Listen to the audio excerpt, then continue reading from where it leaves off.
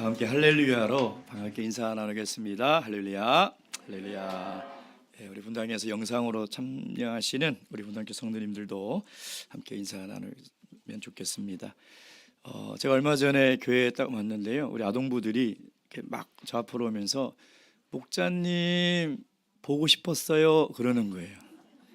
목자님, 이게 중요해요. 아주 애절하고 간절하게 옆에 계신 성도님 이름을 넣어서 뭐 자매님, 누구님 이름을 넣어서 애절하게 정말 보고 싶었던 것처럼 양쪽에 있는 사람들 인사하시기 바랍니다. 시작.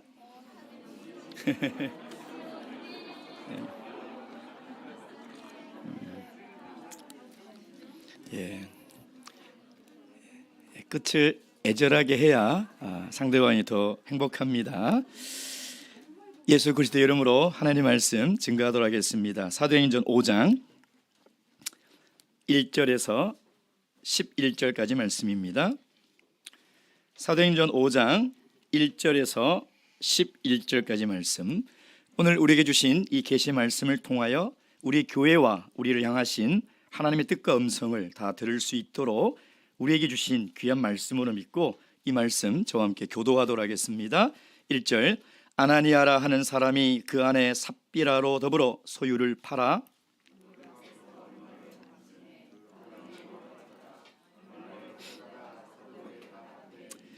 베드로가 가로되 아나니아야, 어찌하여 사단이 내 마음에 가득하여 내가 성령을 속이고 땅값 얼마를 감추었느냐?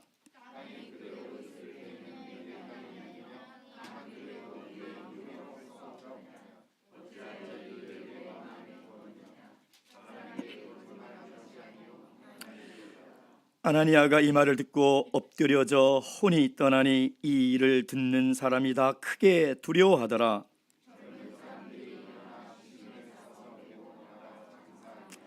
세 시간쯤 지나 그 아내가 그 생긴 일을 알지 못하고 들어오니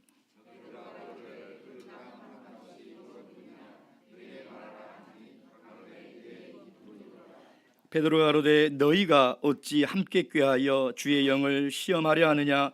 보라, 내 남편을 장사하고 오는 사람들의 발이 문 앞에 이르렀으니 또 너를 메어 나가리라 한데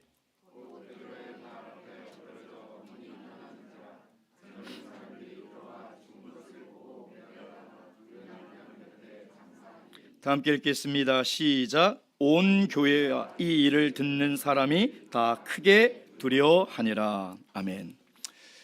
어느 아버지가 초등학교 3학년을 둔 아들이 거짓말을 너무 하는 거예요. 어떻게 하면 우리 아들의 이 거짓말 습관을 좀 고쳐줄 수 있을까 고민을 하고 있는데 신기한 로봇이 나온 거예요. 거짓말을 하면 이 로봇이 뿅망치를 들고 가서 이렇게 때리는 거예요.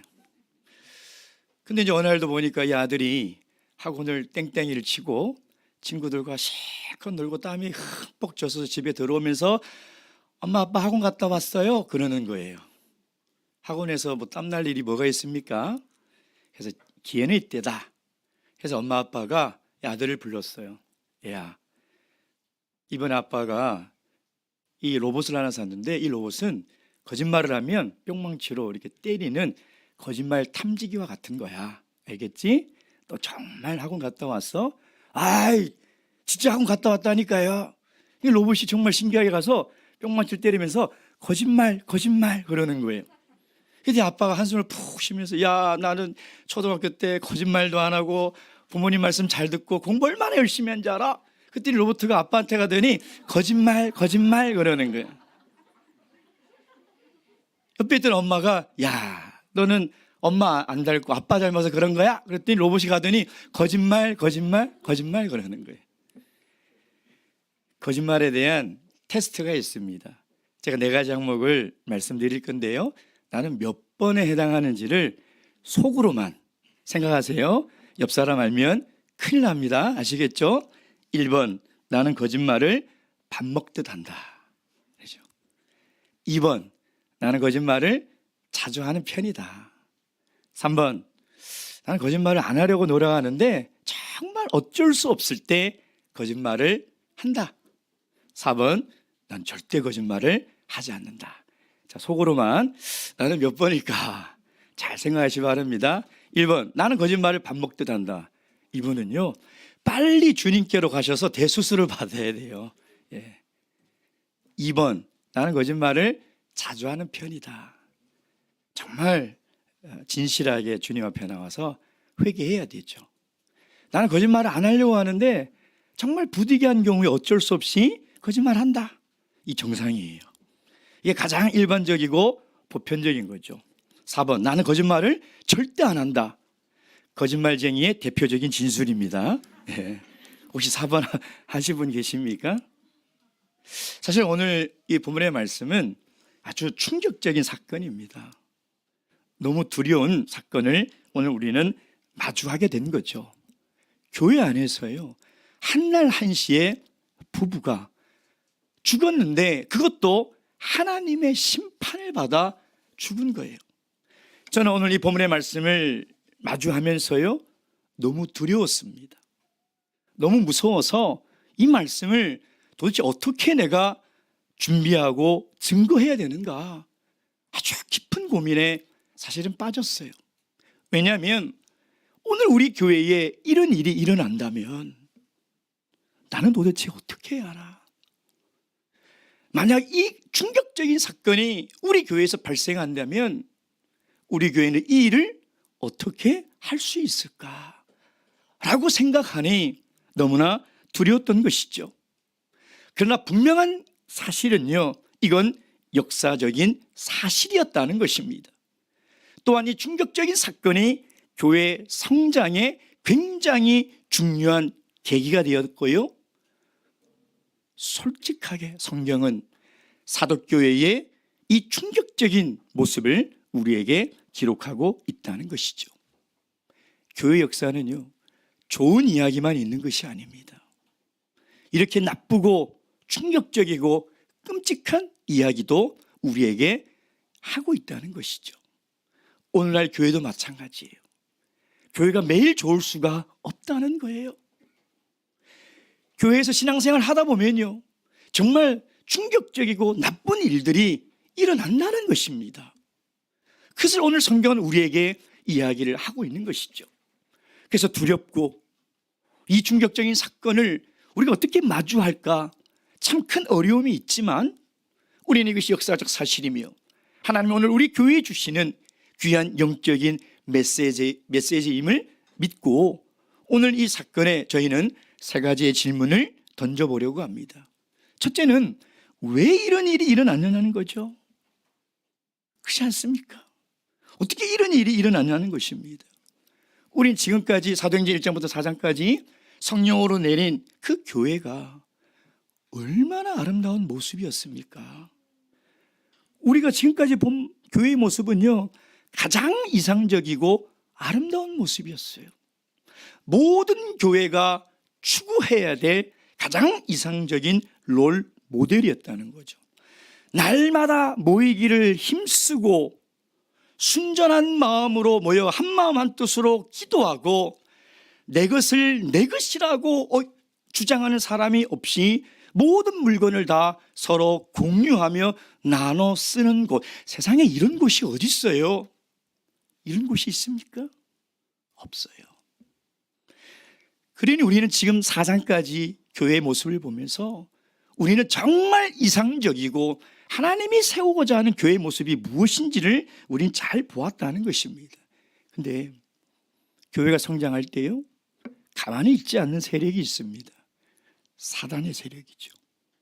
사단은 반드시 이 이상적인 모습을 깨뜨리려고 하는 거예요. 자, 지금까지는 외부에서 핍박을 했어요. 유대인의 권력기구인 사내들인 공회를 통해서 잡아다가 협박하고 위협하고 내보냈죠. 근데 효과가 없어요. 오히려 똘똘 뭉쳐 한마음으로 기도하고 성령이 얼마나 충만했는지 땅과 건물이 진동할 정도로 성령이 충만했어요. 여러분, 우리 교회가 정말 이 지역의 땅이 움직이고 교회가 흔들릴 정도로 성령이 충만한다면 얼마나 감격적이겠냐 이 말이에요. 그러니 외부의 핍박은 소용이 없었던 거죠. 자, 그러자 어떻게 합니까? 내부에서 문제를 일으키기 시작하는 거예요. 이런 교회 역사를 보면요, 사탄이 사용하는 내부의 공격이 뭡니까? 성도들 간의 시기, 질투, 분쟁, 다툼, 거짓 선지자의 출현, 이단의 미혹, 그리고 죄입니다. 죄. 이것으로 사탄은 우리 내부에서 우리 이 공동체를 깨뜨리려고 공격을 하고 있다는 것이죠. 1절 말씀. 아나니아라 하는 사람이 그 안에 삽비라로 더불어 소유를 팔아. 지금 이 충격적인 사건에 이 두 부부의 이름을 우리에게 이야기하고 있습니다. 아나니아, 하냐냐라는 뜻이에요. 하나님의 은혜, 은혜롭다. 삽비라, 경상도 남편들이 별로 좋아하지 않는 이름입니다. 삽비라, 쇼핑을 너무 좋아하는, 다이아몬드 사달라, 보석 사달라, 삽비라. 이 경상도 분들만 아는 거예요. 삽비라는 보석, 아름답다. 그러니까 사파이어의 단어가 여기서 나왔어요. 그러니까 여러분 잊어버리지 말라고 제가 유머를 한 겁니다. 얼마나 이름이 아름다워요. 그렇죠? 남편의 이름은 하나님의 은혜가 참 아름답고, 아내의 이름은 보석처럼 빛나는 그런 이름이었다는 거예요. 근데 우리가 이 두 부부의 비극적인 사건을 이해하려면 반드시 먼저 봐야 될 말씀이 있어요. 그게 뭐냐? 4장 36절부터 37절까지 말씀이에요. 다 함께 읽겠습니다. 36절부터 37절 시작. 구브로에서 난 레위 족인이 있으니 이름은 요셉이라. 사도들이 일컬어 바나바, 번역하면 군이자라 하니 그가 밭이 있음에 팔아 값을 가지고 사도들의 발 앞에 두니라. 누가는 이 두 구절을 삽입한 거예요. 왜? 지금 아나니아와 삽비라의 이야기를 이해하기 위해서는 이 두 구절이 반드시 필요했던 것이죠. 바나바의 원래 본명은 요셉입니다. 이름이 아니에요. 별명이에요. 고니자, 위로하는 사람이에요. 위로하는 사람. 위로하는 사람. 그러니까 모든 성도들의 위로가 되고 교회의 위로가 되는 사람. 즉 별명은 누가 붙여줬을까요? 성도들이 붙여줬겠죠. 야, 자신의 전 재산을 팔아 하나님께 바치고 그 재산으로 정말 궁핍한 사람들을 나눠주고 도와주니 얼마나 위로가 되겠냐 이 말이에요. 그러니까 이 요셉이라는 사람을 별명을 붙여줬는데 위로자, 우리를 위로하는 사람, 바나바라고 이름을 별명을 붙여준 거죠. 바나바는요, 자원에서 자발적으로 하나님을 사랑하는 마음이 너무 크고 하나님의 은혜가 너무 커서 자원에서 자기의 소유를 팔아 헌금을 한 거예요. 그 모습을 딱 보니까 삽비라가 이야기를 하는 거죠. 여보, 우리도 바나바처럼 헌금하고 우리도 인정받고 칭찬 좀 받읍시다. 그럴까? 그래서 이제 땅을 다 팔았어요. 한 50억을 받은 거예요. 그래서 이제 헌금하러 갑시다. 근데 삽비라가 그러는 거예요. 여보 20억도 큰 돈인데 20억만 바쳐도 충분합니다. 30억은 우리가 씁시다. 그럽시다. 그런 거죠. 1절 2절 보세요. 소유를 팔아 얼마를 감춤해, 그리고 얼마를 가져다가 교회에 헌금했다는 것이죠. 아나니아와 삽비라는요, 자발적으로 소유를 팔고 고의적으로 교회를 속인 거예요.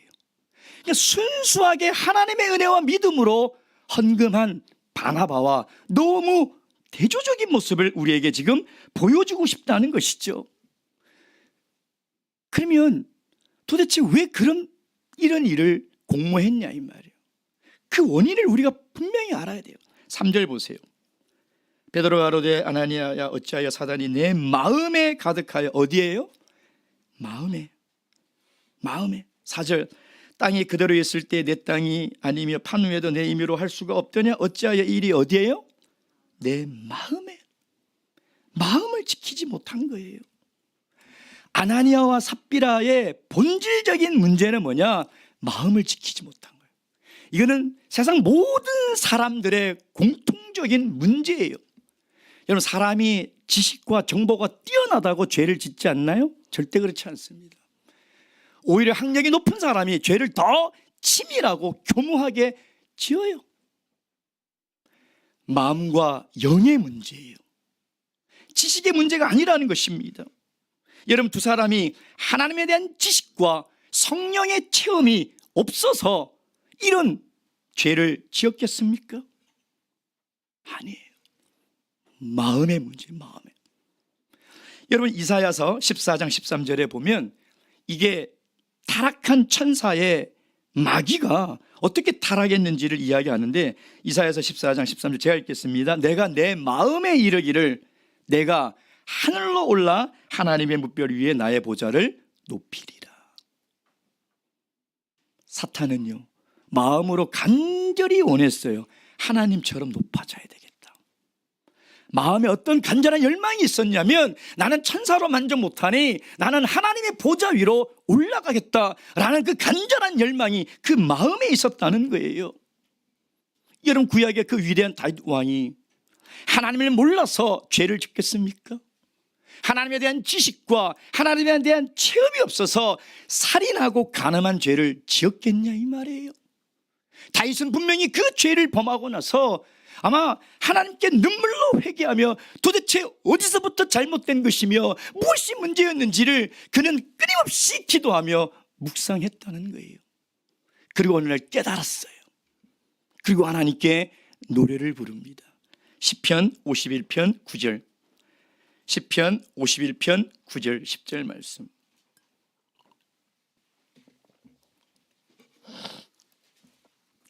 시편 51편 9절 10절 다 함께 읽겠습니다. 9절 10절 말씀 시작. 주의 얼굴을 내 죄에서 돌이키시고 내 모든 죄악을 도말하소서.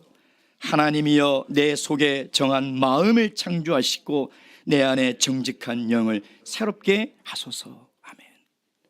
우리가 죄를 지을 때 항상 문제가 되는 것은 우리 머리의 지식이 아니라는 거예요. 하나님의 말씀이 없어서 그런 게 아니라는 거예요. 내 마음을 지키지 못, 내 영을 지키지 못하는 거예요. 여러분, 인간의 마음이 얼마나 무서운지 알아요?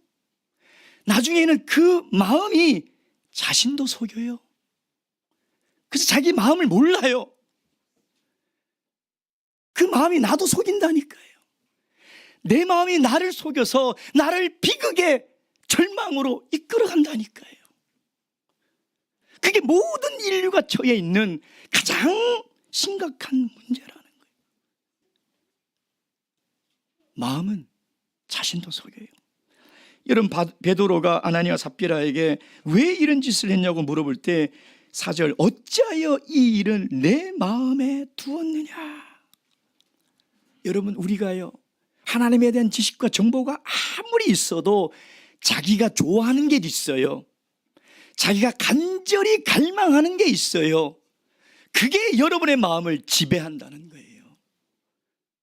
그게 여러분의 마음을 지배하지 하나님의 말씀이 내 삶을 지배하지 않아요. 마음에 있는 곳에 여러분의 모든 것이 있다는 거예요. 아나니아와 삽비라가 그 마음에 간절히 원했던 게 뭘까요? 예? 정말 그 마음에 원했던 게 뭘까요? 우리도 바나바처럼 교회에 헌금해서 칭찬 들어보자는 거예요. 인정받아보자는 거예요. 공명심, 명예심, 그 마음이었다는 거죠. 여러분, 우리가 교회에, 하나님의 교회를 위해서 봉사하고 헌신하고 헌금하는 것은 내가 인정받기 위해서 하는 것이 아니에요. 내가 칭찬받기 위해서 하는 것이 아니라는 것입니다.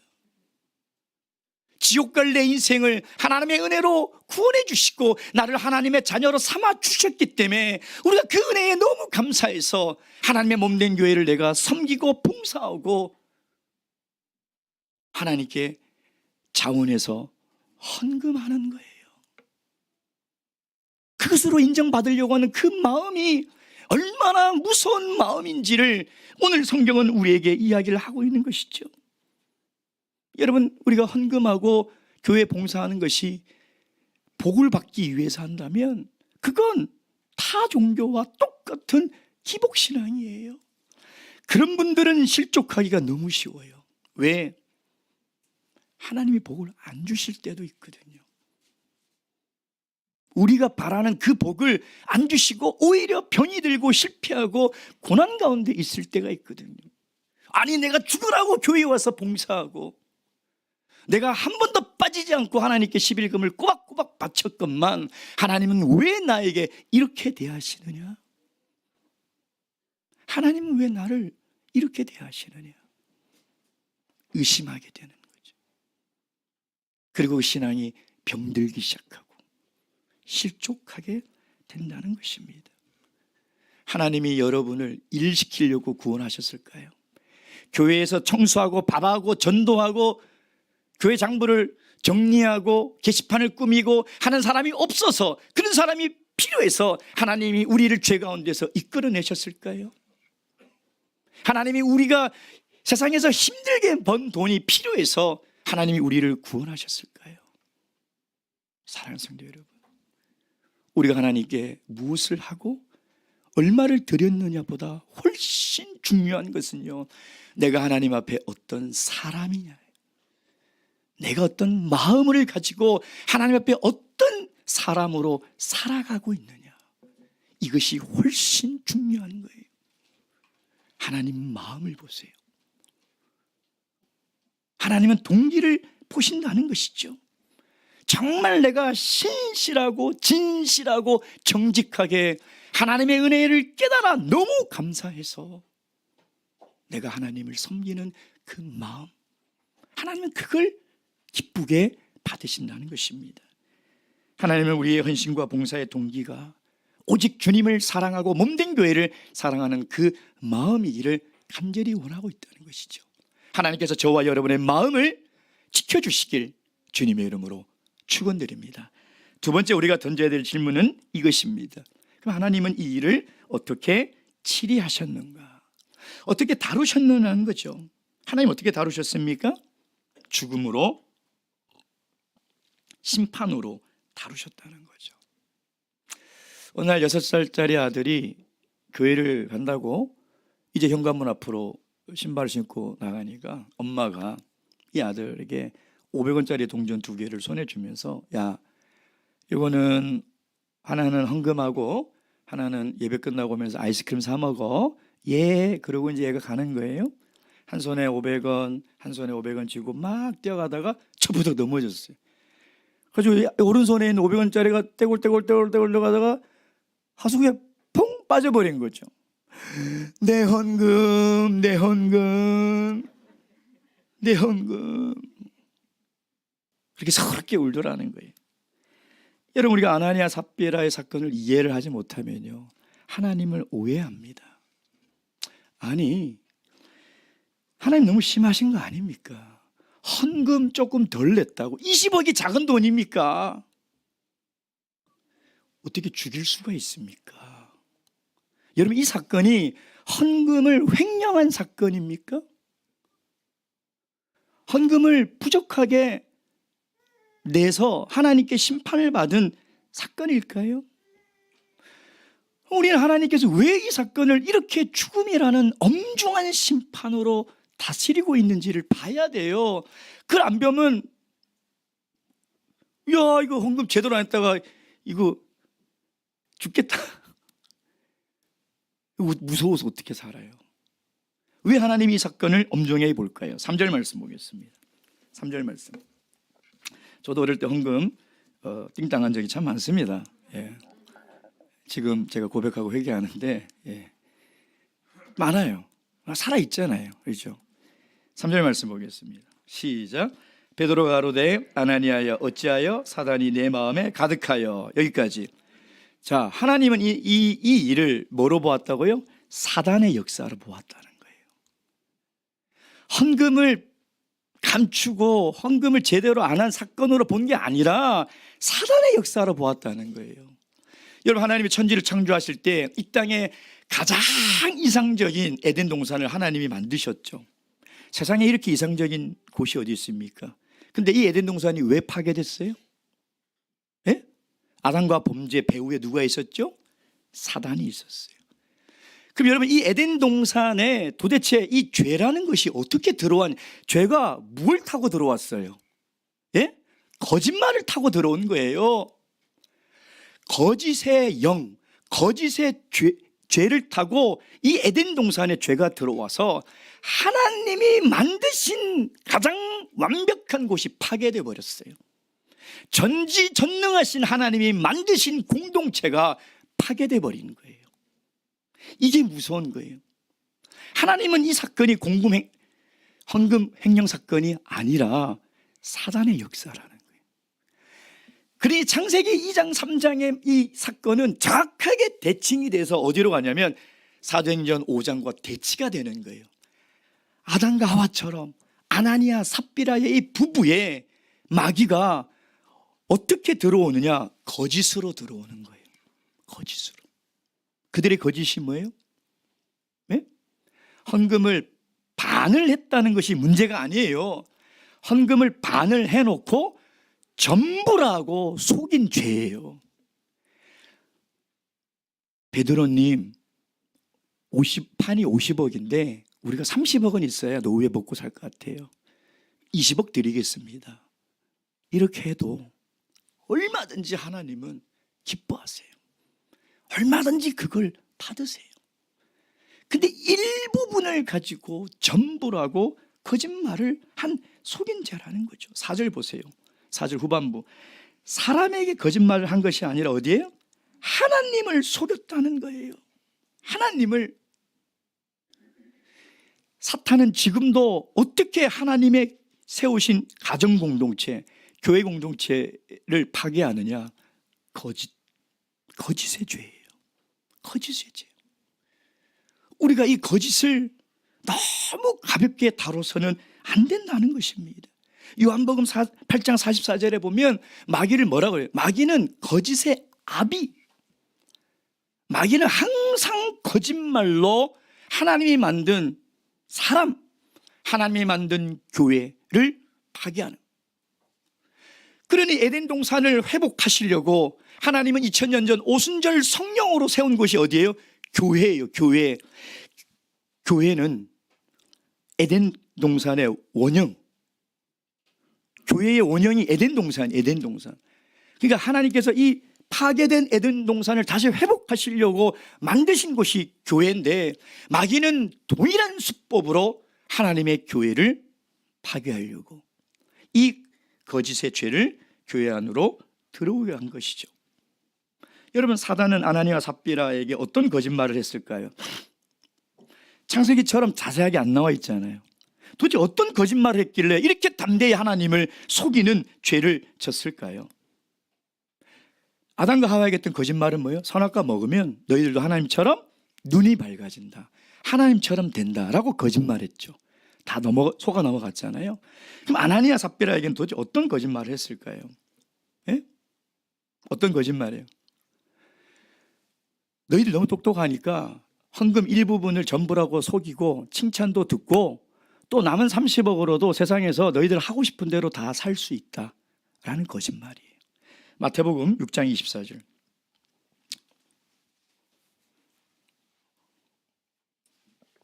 마태복음 6장 24절 말씀. 마태복음 6장 24절입니다. 24절 말씀 다 함께 읽겠습니다. 시작. 한 사람이 두 주인을 섬기지 못할 것이니 혹 이를 미워하여 저를 사랑하거나 혹 이를 중히 여기며 저를 경히 여김이라. 너희가 하나님과 재물을 겸하여 섬기지 못하느니라. 하나님은 분명히 선악과를 먹으면 반드시 죽는다고 말씀하셨고 너희가 하나님과 재물을 절대 겸하여 섬기지 못한다라고 말씀하셨건만 마귀는 끊임없이 우리에게 거짓말을 하고 있는 거예요. 교회에서 헌신하고 봉사해서 칭찬과 인정을 받으며 살 수도 있고 세상에서 너 욕심대로 내 마음대로 내가 누리며 살 수 있다. 천국도 갈 수 있고 이 세상에서 네가 살고 싶은 대로 살 수 있다라고 착각하게 만드는 거죠. 거짓말하는 거예요. 여러분, 혹시 우리에게도 이런 마음이 있지는 않습니까? 속고 있는 거예요. 절대 그럴 수 없어요. 그럼 하나님의 말씀이 틀린 거예요.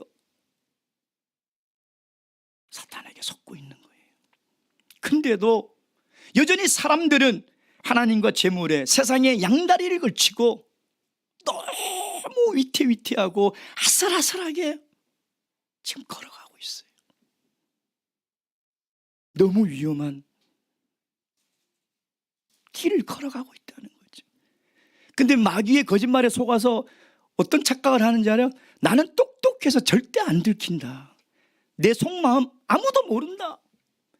내가 이렇게 세상에 욕심을 부리고 있는 거 나 잘 감출 수 있고 드러나지 않게 하면서 내가 신앙생활을 할 수 있다.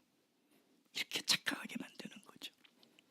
여러분 오늘 성경에 보면요, 5절 10절에 이 두 사람의 죽음을 죽었다라고 기록하고 있지 않습니다. 뭐라고 기록하고 있어요? 5절 혼이 떠났다, 10절 혼이 떠났다. 왜 죽었다고 하지 않고 혼이 떠났다고 했을까? 이 단어를 찾아보니까요, 이런 뜻이에요.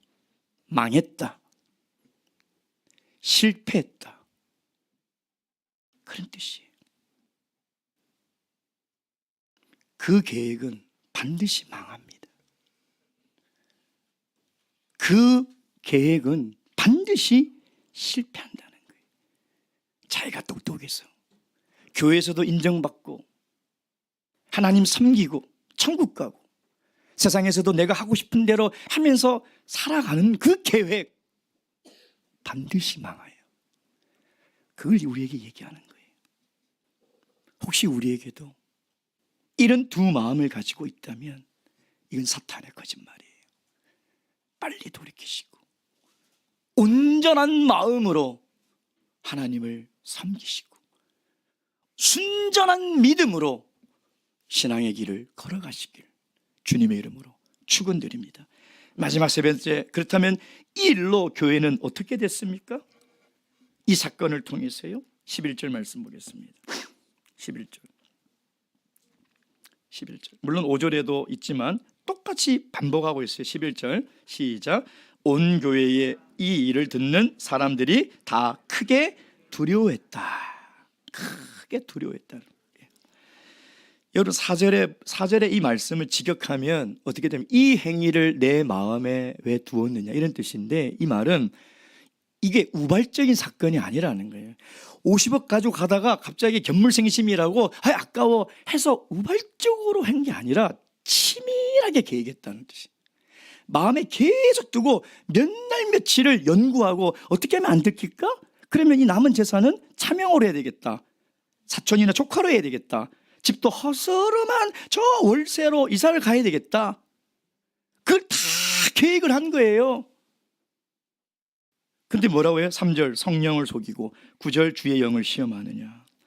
완벽하게 속였다고 생각했는데 성령을 어떻게 속입니까? 주의 영을 어떻게 속입니까? 여러분, 그러니 이 사건을 통해서 성경이 우리에게 얘기하는 게 뭐냐면, 우리가 지금까지 쭉 봤잖아요. 교회는 보이지 않는 영역이 있어요. 보이지 않는 능력과 힘이 있어요. 보이지 않는 분이 계세요. 세상 사람들이 우리 교회를 보면 어떻게 볼까요? 아, 하나님 믿는 사람들이 늘 모여서 예배드리고 식사하고 교제하고 봉사하는 사람들이네. 보이는 부분을 가지고 정의를 내릴 거예요. 그런데 오늘 사도행전은 우리에게 끊임없이 뭐라고 얘기하느냐? 교회는 보이지 않는 부분이 있다는 거예요. 보이지 않는 부분이 있다는 것을 깨닫지 못하고 믿지 못하면 이건 완벽히 속일 수 있었어요. 여러분, 보이지 않는 부분이 있어요. 우리가 모여 예배 드릴 때 보이지 않는 분이 있어요. 아무도 없는 예배당에 내가 이 예배당을 청소할 때 보이지 않는 분이 있다는 거예요. 아무도 모르게 내가 헌금 봉투에 액수도 보이지 않고 아무도 볼 수 없지만 그걸 보고 계시는 하나님이 계시다는 거예요. 하나님이 계시고 성령이 있는 거예요. 지금 누가는 그것이 교회라고 우리에게 이야기하고 있다는 것이죠. 교회는 절대 인간적인 눈에 보이는 요소로만 구성되는 곳이 아니에요. 오히려 보이지 않는 곳이 훨씬 더 중요한 것이죠. 교회는 사람의 능력과 재물의 힘으로 이루어질 수 없는 곳이라는 것입니다. 보이지 않는 하나님의 능력과 성령의 능력이 있어야 된다는 것이죠. 그래서 은과 금은 없어도 예수 그리스도의 능력이 있어야 되는 곳이 교회라는 거예요. 교회가 은과 금과 사람의 힘으로 이루어지는 곳이라면 이 사건은 절대 드러나지 않습니다. 근데 교회가 이 능력을 부인하면 교회의 힘이 이제 잃어버리게 되는 거죠. 그래서 죄가 들어오는 거예요. 거짓의 죄가 들어오는 거죠. 바울 사도가 고린도전서 5장 6절에 이렇게 얘기했습니다. 적은 누룩이 온 덩어리에 퍼지는 것을 너희가 알지 못하느냐. 그러니까 하나님은 교회의 생명을 지키려고 하는 거죠. 왜? 그 죄가 들어오면 교회의 거룩, 성도의 성결이 깨져버리는 거죠. 그러니 하나님이 이 일을 다루신 것은 하나님이 교회의 생명을 지키려고 한 일이라는. 그러니까 교회가 이 일로 어떻게 됐느냐. 사도행전을 읽어보면 11장에 5장 11절에 처음으로 교회라는 단어가 나와요. 처음으로. 온 교회가 크게 두려워했다. 이 두려움은 뭐냐면 큰 전쟁을 앞둔 전날 밤의 두려움이에요. 그런 두려움을 이야기를 하는 거죠. 그러니까 온 교회가 두려웠다는 건 뭐냐면 보이지 않는 하나님에 대한 경외감이 생겼다는 거예요. 성령으로 세워진 교회는 보이지 않는 하나님이 계시고 보이지 않는 성령의 인도와 능력으로 이루어지는 것이구나. 사도들의 눈을 속일 수는 있지만 하나님은 속일 수 없구나 라는 그 경외하는 신앙을 가졌다는 거예요. 하나님은 오늘 이 본문의 말씀을 오늘 우리에게 주시는 이유도 마찬가지죠. 하나님을 두려워하는 신앙이 있어야 돼요. 하나님을 경외하는 신앙이 있어야 돼요. 여러분, 우리는 정말 이 말씀 앞에 스스로를 돌아봐야 돼요. 나는 정말 하나님을 두려워하고 있는지, 나에겐 정말 하나님을 경외하는 신앙이 살아있는지.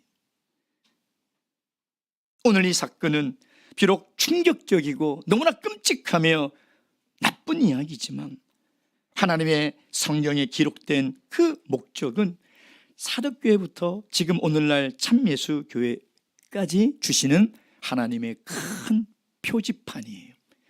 교회는 이런 곳이다. 하나님의 큰 경고판이에요. 그래서 오늘 이 아나니아와 삽비라의 사건을 통해서 하나님이 세우신 큰 기념비와 표지판 그리고 경고판 안에 적힌 내용을 우리는 두렵지만 무섭지만 그 내용을 꼼꼼히 읽어야 이 믿음의 길에서 우리는 실족하지 않고 우리는 걸어갈 수 있다는 것이죠. 바라옵기는 하나님께서 여러분의 마음과 발걸음을 지켜주시고 정말 하나님이 살아계셔서 이 교회의 성령이 역사하는 교회라는 것을 믿는 믿음으로 살아가시길 주님의 이름으로 축원드립니다. 묵도하시겠습니다.